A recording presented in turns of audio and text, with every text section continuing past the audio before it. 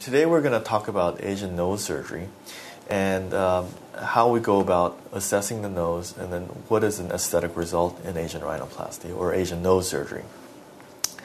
When a patient comes into my office, what I do is during the consultation, I'll make a facial assessment. So I'll look at the face and divide it into the upper third, middle third, and lower third and see if those three pieces of the face are in balance. When I'm looking at the nose, I'm looking at does the bridge start in the right place? So ideally, you want the nose to start about where the eyelashes are.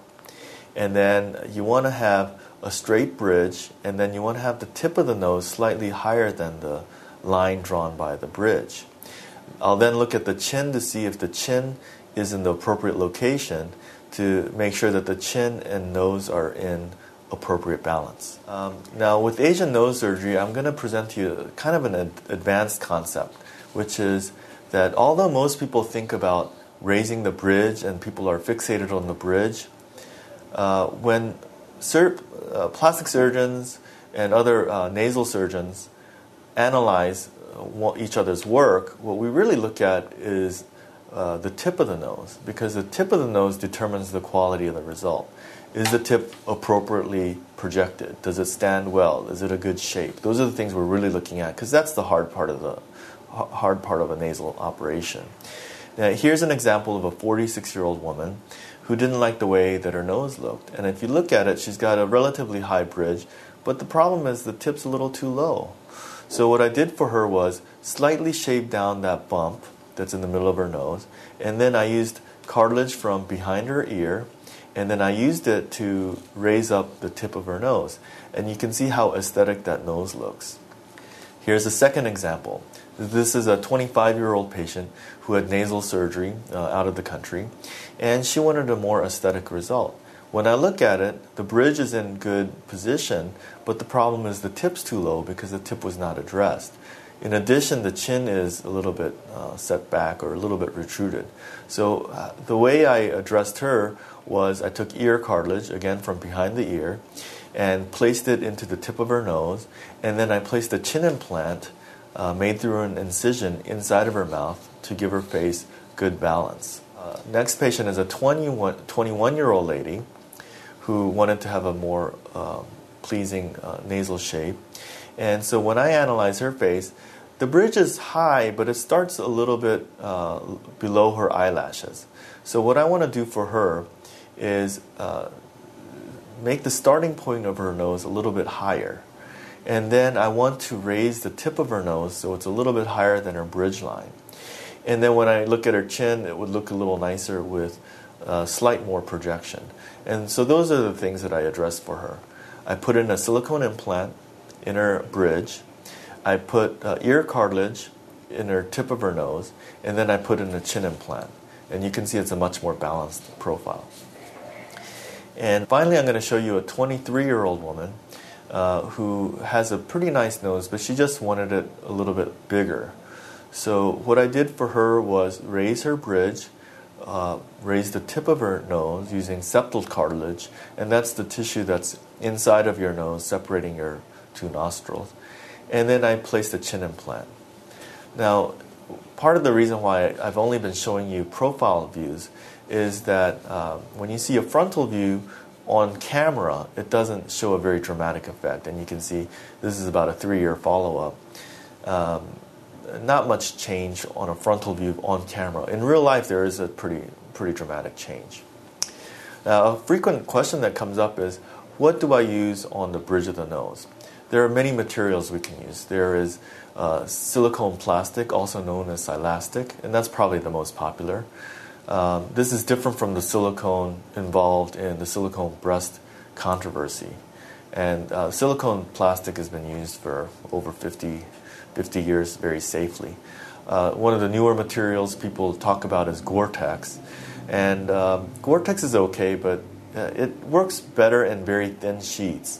And it doesn't work so well in Asian rhinoplasty, I find, because there's only one maker of the Gore-Tex implants, and they just have one shape, and that's it. So it makes it a little bit harder for us to tailor the bridge to the individual patient. There are other materials such as Porex and so forth, and that's a little bit less popular. Some of the natural tissues people have used along the bridge would be rib cartilage or skull bone.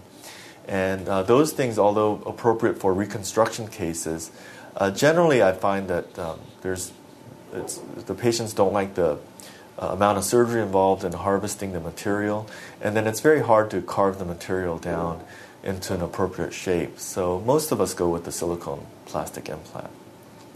The tip of the nose, which I've been talking to you about, can be raised through a variety of materials. One tissue is the septum, which I alluded to earlier, and that's the tissue from inside of the nose. One of the problems is the septal tissue is very thin, and also it doesn't stay up very rigidly over time. And so if you have very weak septal tissue, then we generally have to go to another source. And here we're talking about ear cartilage. I would say the majority of the time I use ear cartilage because it's a very consistent material. The ear cartilage is harvested through an incision from behind the ear, and then the ear will go back to completely normal shape, and the incision is hidden behind the crease of the ear, so you're not going to see much of a scar. I don't recommend using a silastic implant at the tip of the nose because this tends to thin out the nose, and you're risking extrusion of the material right through the skin. In summary, the great majority of us prefer silastic or silicone plastic materials because it's been around the longest, it's proven to be safe, there's a variety of shapes that can be tailor-made to each patient's nose. I'm going to show you another patient. It's a 25-year-old who requested correction to make her profile look a little better. And when I analyze her face, her bridge starts too low. So it's below the lash line, and her tip is too under-projected, or there's not enough projection to the tip. And then her chin is a little bit retruded. In addition, her face laugh line is a little deep. So she wants that opened up a little bit. What I did for her was take the hump down and then put in a silicone implant so that the nose starts in the appropriate position. I use ear cartilage to project the tip of her nose, and then I put in a chin implant through the inside of her mouth. In addition, I put in an implant right at her laugh line to open up her profile more appropriately. On a frontal view, one change you will see pretty dramatically is someone with a flared nose, where the nostrils are a little bit wide. Those can be narrowed through an incision placed right along the groove of the nose. It heals pretty well in non-smokers. It's very hard to see when it's fully healed. And so I don't hesitate to do that operation unless you smoke. If you smoke, I'm probably not going to recommend the procedure. Another topic that comes up is, should the operation be performed through an open or closed incision?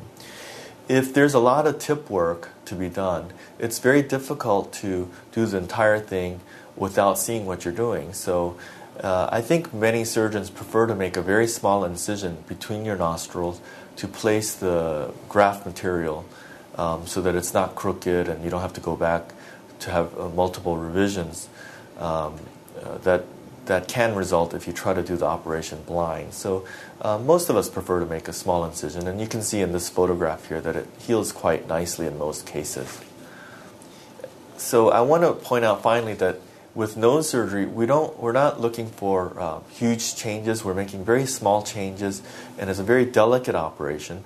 But when you put in a small change on the nose, a little bit of a bridge, a little bit of a tip, a little bit of a chin implant, and possibly a little eyelid surgery, when you add it all up, the cumulative effect can be quite dramatic.